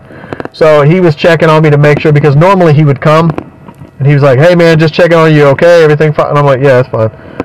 I'm not worried about Kroy. If he wanted to be crazy and get physical or whatever, then that's fine. We'll do it." But seeing a physical recently though, but like you see what he does with his phone, like in the car, and then he puts it in my face. Right. But I've been warned by like a couple of my girlfriends, like, "Can just don't say some words." Like, well, that's why I was trying to say, listen, man, you can record, you can do all. I can't stop you from that, but stop provoking. Yeah. Because you see, he was trying to get that reaction from you when he put the phone in your face and you had to push it out of the way. Well, I mean, it was right in your face. It wasn't. At that point, it wasn't trying to be seeing what's in the car anymore. It's now want to be all up in your face, annoying you and provoking you to do something. So, anyways. And he's like, "Did you see that?" I know. He's like, "Did you see that?" Like, dude, I don't know. He's really needs help. So I have your card. Okay, you gave me the case. Yeah, if you need anything from us, you have my email address that's on the card. You can email me. I get that day or night. I can respond. I can send an official response or something like that. If you need a copy of this report, they usually say 3 to 5 business days, but on the back side of that card is a little QR code you can scan with your smartphone, and you can request a copy of that report now, that case number now, and when it's ready, it'll be sent to you. Oh my God, that's wild. Yeah, they're trying to get with the times, man. That's hysterical. Well, something tells me we'll be in touch, and then I'm going to email you anyways about getting off duty because, I need this. Yeah, let me know. Let me know because it's got to go through Sergeant Scott Mulvey, and I tried calling him earlier and he didn't answer, but that's because he's off already. So he comes in at like 5 or 6 in the morning. So if you email me now, I can forward it to him to where he can respond in the morning. And because he's got to have somebody to do it, and I don't know if he'd be able to do it last minute like that. I just need to get my period. I don't know what I'm gonna walk into later. Like I don't know what the fuck. Well, whatever you do when you go in there, if he's not there, if he's there, whatever, just document it. Either take photos of it or record it, because who knows if it would be something that you need later. If you never need it, great, delete it. But if you do, you can't go back and get it later. You know what I mean? Yeah, for sure. I didn't see my white bag down there. I just thought about it. Damn it. All right, Kim. Well, you have a better night. Thanks so much. It was great talking with you. Thanks again. You as well. Take care now. All right, bye-bye. Bye-bye.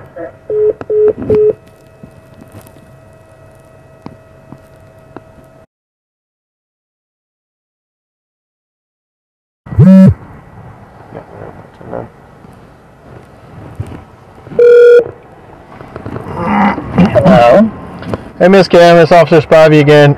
And okay, so I'm home, and I need to take my medicine. I have, to take, and other medicine I have to take. You won't open the door. I need to have no tampons. I need that as well. Toothbrush, clothes, I can't anything. You won't open the door. No worries. I've got my supervisor here with me. That's why we're calling you over the phone. Sergeant Chafee. Hey, Miss Cam, it's Sergeant Chafee. Hi, how are you? Sorry to bother you guys with that. I have to have my medicine. I had a stroke at 37, so I'm on blood thinner. Sorry. What is your contact since you've been back to the house? Have you knocked on the door? Is he talking to you, or is he just not answering? No, he's not answering. He let the alarm go off. He didn't turn it off. He's just sick. But I need my medicine. I need my clothes. I need tampon. I need whatever. I need my stuff out of my room. And it has a lock at the top so I can't get in. This is just all a game. But my medicine's medically necessary. Otherwise I would have just left at my daughter's. Okay. Well, we can try to. I don't know if he's gonna be awake or asleep. We can try to call him to see if we can resolve the medicine issue. But as far as all of this, the back and forth with the property and who can go into what room and stuff is unfair as it might be, or whatever is going on, that's not for us to judge, but we can't get involved legally. There's not legal precedent there for us to get involved in a property dispute or anything until there were to be a judge's order or something finalized. There will be something tomorrow. I can promise you that. But yeah, I understand. He knows I need my medicine. That's what I said when I knocked on the door. I said, Kroy, I need my medicine. You know I need my medicine. Like, I need my medicine. So we can try to reach out to him, but he may be asleep and not answer. And like I said, we can't go up there and kick down the door and make him hand anything over. So if the case is that he doesn't answer, he's asleep or whatever set of circumstances, we'll try to make contact. But obviously, with the two of you, it isn't cordial at this point. This is just immature on his part. Like, this is so not necessary. Like, he's stealing handbags and he's doing all these things. Like, he's acting like a scorned lover. It's bizarre. Like, this is who he is, so hence why I'm divorcing him. But, like, I need my medicine. Like, I don't even know where I could go get a tampon, to be quite honest with you at the moment. Right, and I understand you're in a bad situation. So my medicine I have to have. That's not a joke, but. And that's why we're willing to inquire about it. Like I said, it doesn't change the fact we can't make him hand give what we don't know where it is. We don't know all the facts and circumstances. How can you lock? I mean, I still don't understand how any of this is fair because he's a bully. Like, I just don't understand any of it. But I'm just scared for a restraining order. That's all I'm gonna do. My advice to you, like I said, is you've seen that over the last couple of nights that things aren't going to get handled cordially between the two. And I'm not making it. I'm just saying that seems to be obvious. So it's been 3 weeks of hell, but I just I'm desperate now. Yeah, that's why I call. Operate with that assumption. So line up whatever you need when you're during the daytime tomorrow, whether it's getting in contact with your doctor, getting in contact with your lawyer, getting in contact with the things to get all the things lined up, because we can't mediate in these issues. No, I get it. Because you guys are terrible. No, I'm not. You don't have to apologize. I'm just, I'm sorry you're in this situation, but like I said, we'll try to reach out. There's no guarantee you'll answer or contact, and we can't kick in. We don't know anything about that. So operate with the reality that, hey, this isn't going to be cordial, so I need to go ahead and line things up. I'm just going to get a moving company tomorrow. That's what I'm going to do. I'm just going to get all my shit out. That's what's going to happen. So, and like I said, we can't get involved in that. Right, yeah, no, I know. I'm going to get... Yeah, I know. I don't want you to get involved in that. I'm just going to... Okay. I mean... I'm going to truck it. So, if you're unable to find your medication or get hold of your medication tonight, do you need an ambulance? Do you need to be checked out? Do you need to go to the ER or anything like that? No. Okay. My blood and progesterone. Gotcha. I mean, he knows this. This is not like a secret, or he knows this is a medical necessary. Yeah. I was supposed to take it a long time ago. So we're gonna, like I said, we'll reach out. There's no way that we can know with me talking to you now, whether he'll answer or not. But by all means, if you feel like this is going to be a medical emergency, go to the hospital. Call us. We can call 4. Call 911. Get an ambulance. Do whatever it is you need to get what you need tonight. But like I said, we just can't get back and forth and where things are in the property retrievals. But we'll at least. I just didn't think you could lock you out of your your stuff. Like I said, my medicine is in there, and clothes, whatever. I can just whatever. But, right. Well, we can't tell him to let you in. We can't tell you not to go in. But obviously, this isn't the best situation. Is for tomorrow, you guys to figure out how you can be separate. It's not me, okay? This is ridiculous. This is ridiculous. I'm not placing blame. I'm just talking about dealing with reality. I'm not assigning. No, I need to deal with it because this is crazy. Thank you very much for your time and. Hey, it's Spivey again. I don't know how close you are to the bedroom. I'm not sure if you're in the bathroom or, well, no, the bathroom's on the other side. I'm going to try and call him, so let me know if you hear the phone ring. I'll call you back and let you know. Obviously, if he answers or not, I'll call you back and let you know. Okay. All right. Thank you. Bye-bye. Okay. Bye. That's really sounds like, hey, would you be willing to set her medicine outside the room? If he even answers.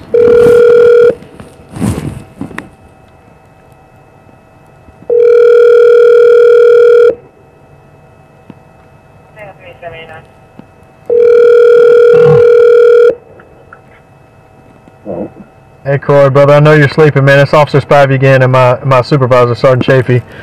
Hey, apparently Kim's giving us a call back again because she's trying to get her medicine out of the room. Is that something you'd be able to, like, open the door, set her medicine out, lock it back, and shut it back, however you want to do it? Yeah, it's already out there. It's been out there. Do you know where it's at? Yeah, it's already in the hallway. It's in the hallway? Yeah, it's already there. Mm-hmm. All right, brother. Thank you, man. I'll call her back and let her know. Okay, thank you.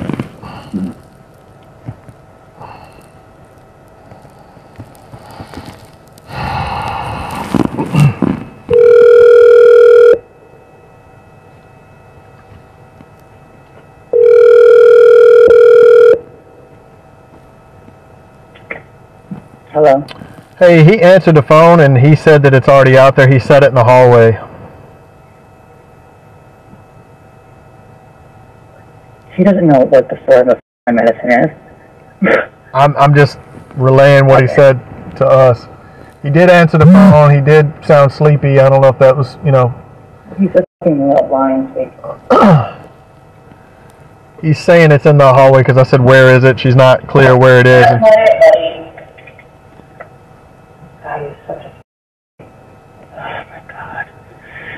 And it's not it, but whatever. He said some other bullshit. He just... Well, I know he's awake because he just answered the phone, so I'm not sure if you want to try and text him or call him or knock on the door and see if you can... Listen, he's not rational human. Like, I mean... There's no rational... I wish I could because... If you want to knock on the door while we're on the phone, I mean, we're here. We're I mean, you see if you can get the medicine you need, because, I mean, you got to have it, right? Yeah, I mean, it's not... I'm looking at my makeup bag to see if I have, like a... I usually have, like a... emergency, like, whatever. I'm looking to see if I do have any in here.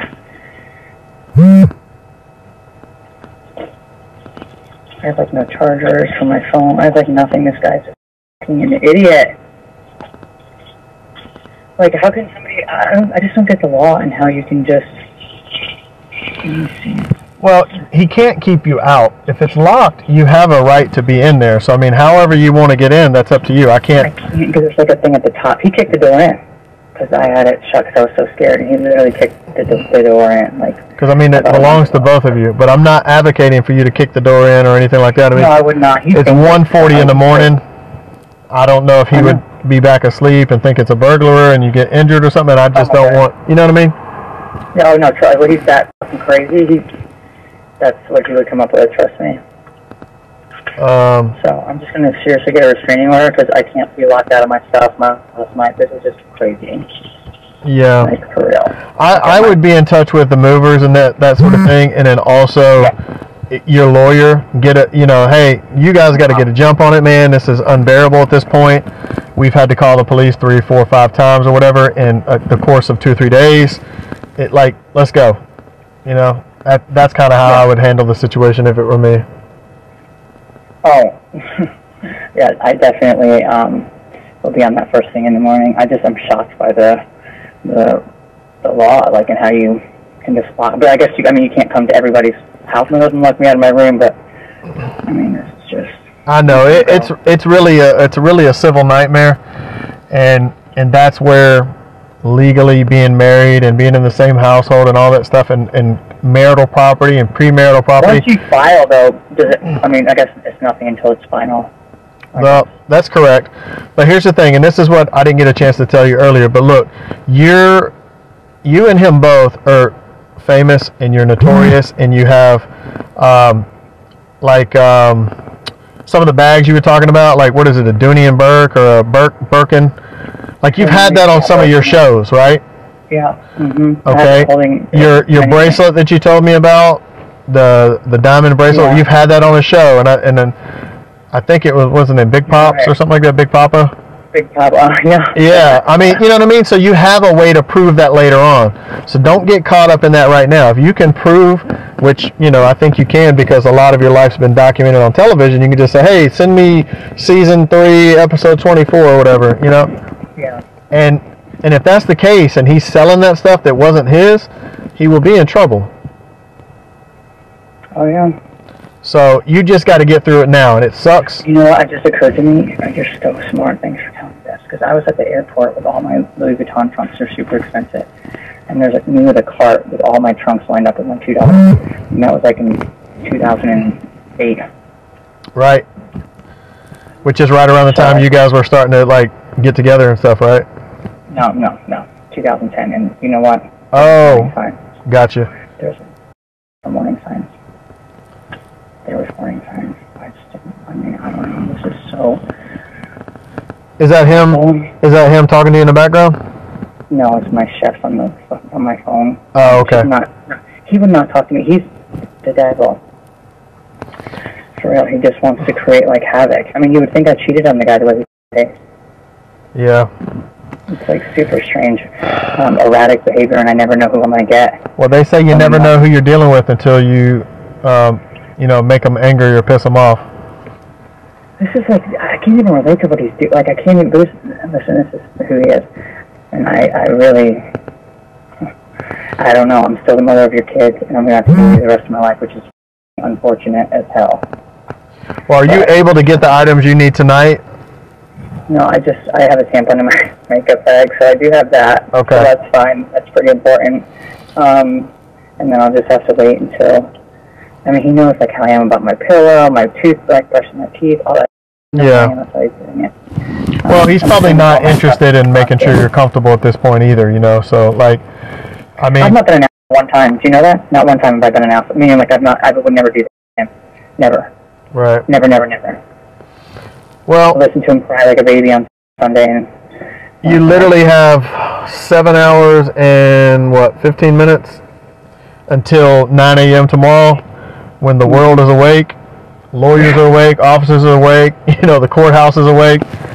I would... How does your restraining order work? Don't you have to have, like, physical... Yeah. Well, you have to have certain things, and I'm not sure what the criteria is, but a judge has to grant that. And that's also at 7741 Roswell Road. So if you're seeking what's called a temporary protective order, you can go there, plead your case. If you have past instances, if you have those recordings you have, if you have stuff like that, you can seek a temporary protective order. That just prevents it from coming in within a certain... Well, it does, but it's a tricky situation because you guys share that home, and you have kids, and there's no custody order in place. So I don't know if a judge would grant you that, but you can always seek it. I just don't know. I mean, I'm not a lawyer, so I don't know what the judge would or wouldn't do. But they could have some stipulations on that. They will if they issue it. The Sergeant Chief again. If you were to have enough that the judge granted it, he would have to write into it who's staying at the residence, who's how the kids get there. He would have to write into it all that. It complicates it, but he would have to write into that. So that's for clear. But you definitely need to get some rest because if you're doing all that tomorrow, like first thing, like it's a lot. This is literally, I haven't slept because this is what I deal with. But now it's to the point where it's like I'm not really embarrassed anymore to call 911. He's really shocked I did, and I wish I did it sooner, like a year and a half, 2 years ago. Well, the good news is that I'm still typing on that report, so I can just keep adding these things as they come. I lost your card. Oh my God, that's another thing. I was panicking when I got in the car to leave. She's like, my mom. My chef was there too. I was like, where's this card? Where's this card? I looked everywhere, and it might be in one of the 95,000 purses that I took over there. Somehow, some way. So I don't even have your information. Well, do you have a way to write it down now? Yeah, I do. Yeah. All right. So my first name is James. Hold on. Let me go get a pen here.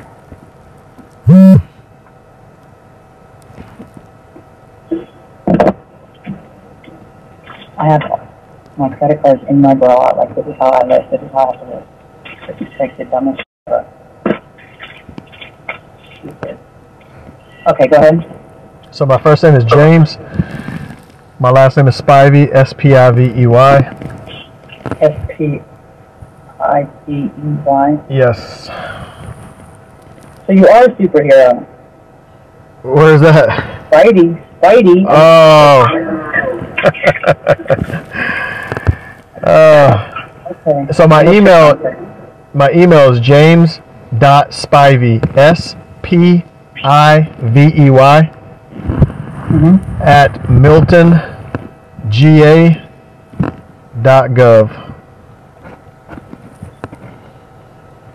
Okay. Yep.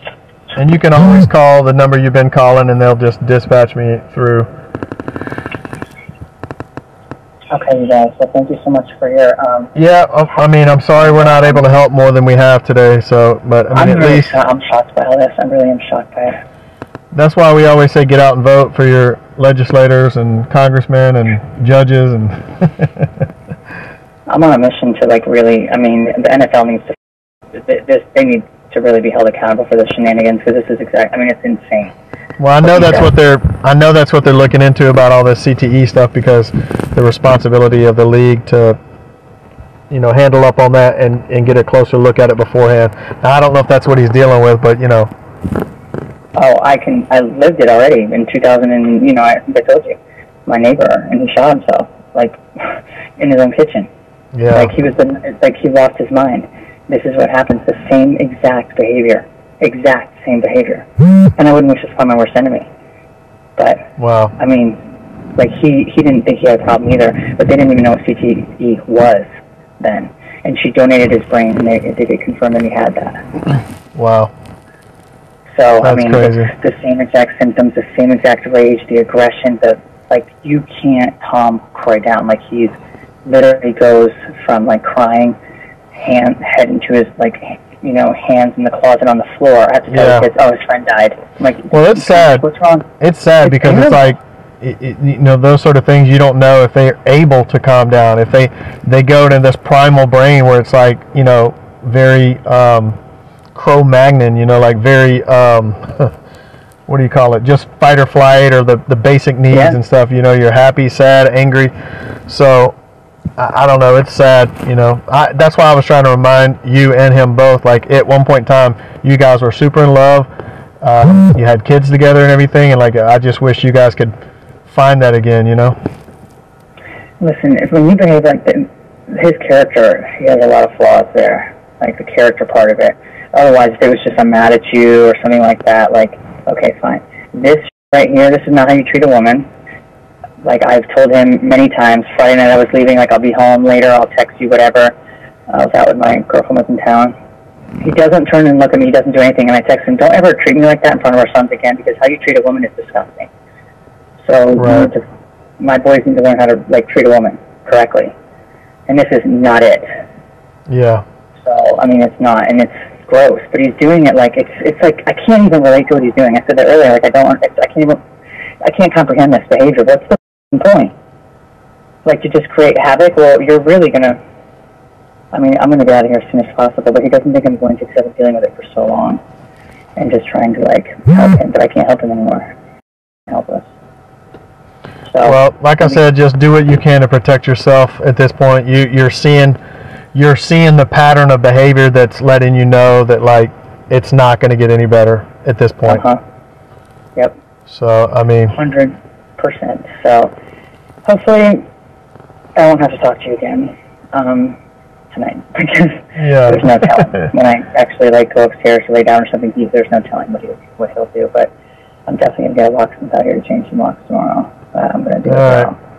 Well, thanks so much. I appreciate it. Have a better week, better night, whatever. Get some rest, you know, because you got a busy day ahead of you tomorrow. It seems like. I did see my shoes in the closet though when I was pulling down the driveway. So that's a bonus because I wasn't sure what he was going to do with that. But he did call the babysitter, I told you, and she was my daughter's friend. And I texted her, don't ever come back to my house and babysit again if he calls you. She's like, he called me so frantic. So I thought something was wrong, so I headed right over there. Oh. He was staring at the door. He's so stupid, you should have just put it in the car, you dummy, and locked the car and worried about it in the morning. Stupid ass. Okay, you guys, good night. Toodaloo. So send prayers over here. We will, and I'm not laughing at you. I'm just, trying to laugh at What else can you do? What else can you do? I'm 40, almost 5 next week. Yep, I'm 45, and I'll be 46 in August. So I know, yeah. But this is not the vibe. It's not the right level to be on, right? No, I've worked way too hard to be living like this. So again, like I said though, he doesn't think I'm going to do anything. So, yeah. Well, take care of you. You know, you got to take care of you first, and then once you get settled, then you can take care of everybody else.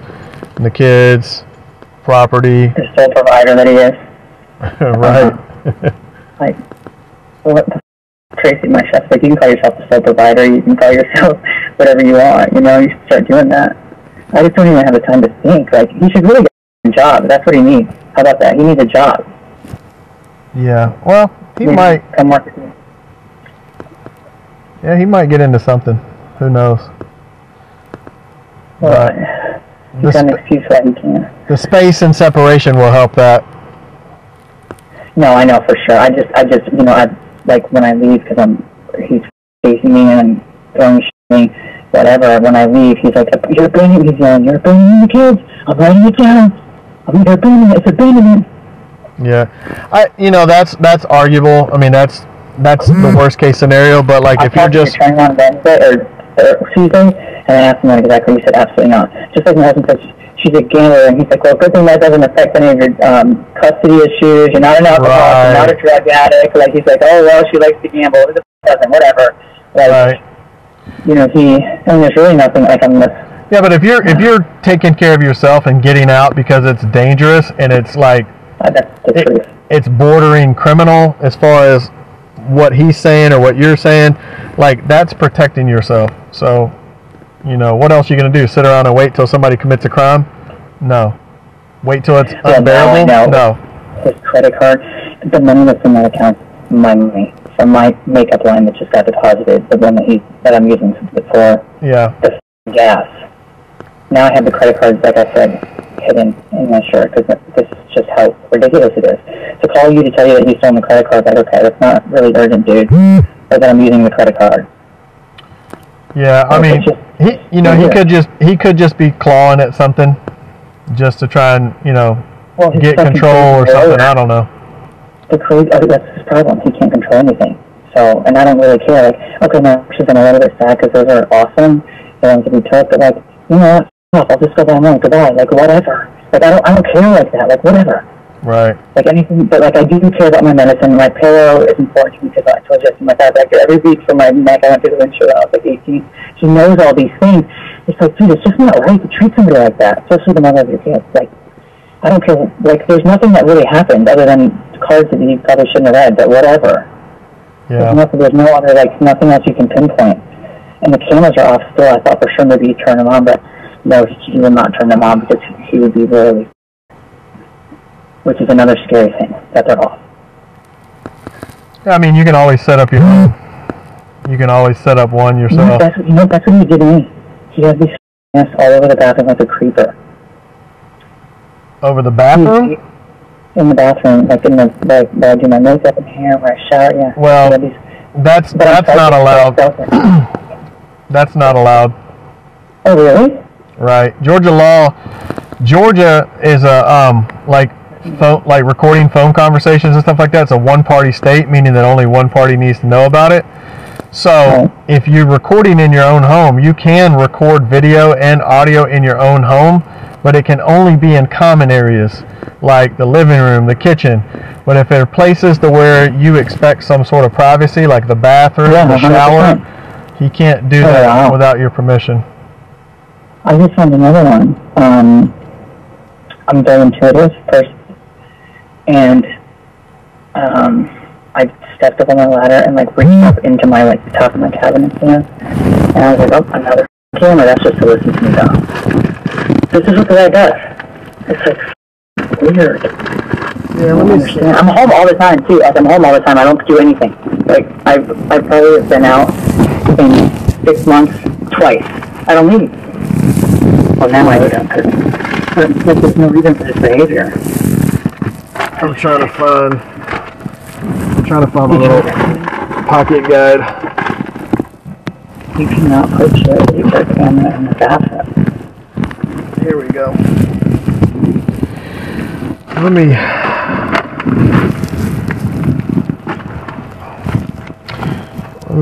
me look that up real quick. OCGA, 1 second. OCGA video recording. 161162 eavesdropping surveillance. Let me get to that code section.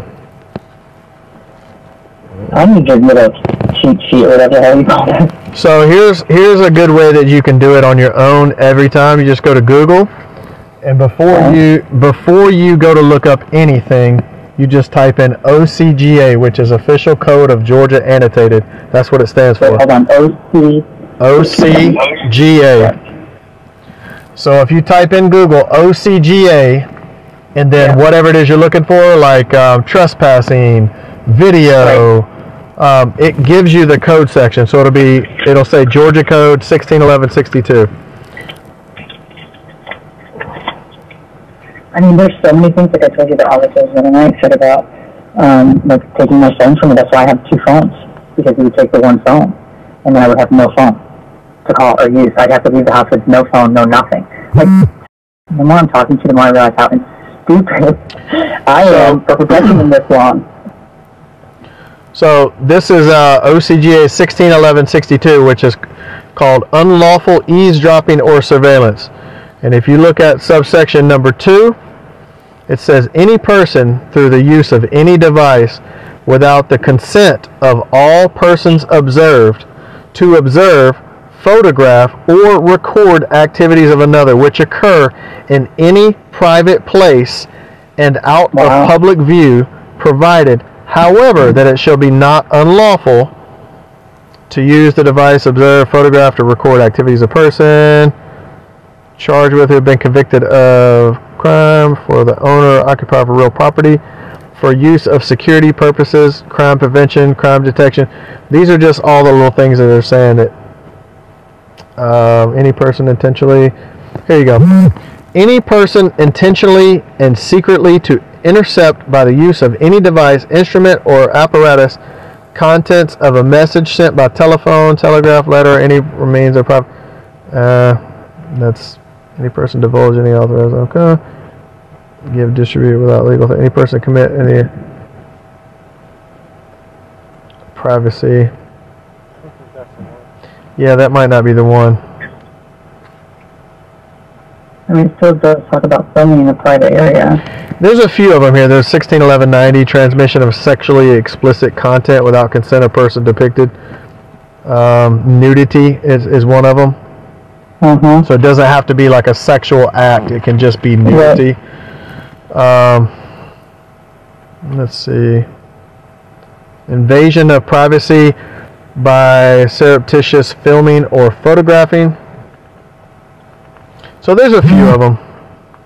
We have like a downstairs closet from our master bathroom. It's like a fire staircase. And you know, you took all the keys, I can't get into anything, which I think it has to be against. There's just no way that somebody can do that to you. And so even if I lock the bathroom door or the bedroom door, he goes down to the closet and comes up that way and like busts through the stairs. That's different just because he like so whatever you do, like I can't lock the bathroom anyways because that's what he does. Like he says. Well, the way it reads in Georgia is any place that you have an expectation of privacy. Anyone who goes to a bathroom and they close the door, they have an expectation of privacy. 100%. So if you're closing the door to the bathroom, that's not to say that he can't come in or out or whatever because he's your husband. Well, he can't video record what you got going on in there. If it's a place where you expect privacy, you close the door, you're getting undressed, you're showering, you're using the restroom, whatever you're doing, yeah. That's why he called you the other day, because I wouldn't leave the bathroom so you could shower, but there's 11 other showers, so I'm not really sure what's... My security guard there I told you about, he was like, what? I'm like, I'm not even kidding. That's how I know it's got to be like a illness, because this is just, it's got to be. And that's why I say, because it seems like it's going downhill, it's spiraling out of control, so, you got to protect yourself and get out of there if you can. If you have the means to do it, you need to do it. You can fight all the battles from another residence right now. You know what? That's a good point. Did you hear that, Tracy? Fight all the battles from another residence, right? I just feel so irritated, like I have to go because you're a baby. And you can't be mature, like a mature adult. I'll never, ever date a Virgo again. The worst. My brother's a too, and he's a Virgo. So, I mean, and my girlfriend that's went through the same thing as me, her husband was a Virgo. They're just nuts. And no more football players ever again. First and last. Yeah. So just send positive vibes over here, and I'm going to just try to, I guess I'll just have to go up into one of my kids' rooms, per usual, and just wait until 6:30, and then hope I can get in there. I'm just going to have the locksmith change the lock down there in my closet, though. Alright, well, good luck with everything. Get some rest if you can. Alright. Hopefully we won't talk soon, but I have a funny feeling we will. No worries. Alright, so take care. Bye-bye. Bye-bye.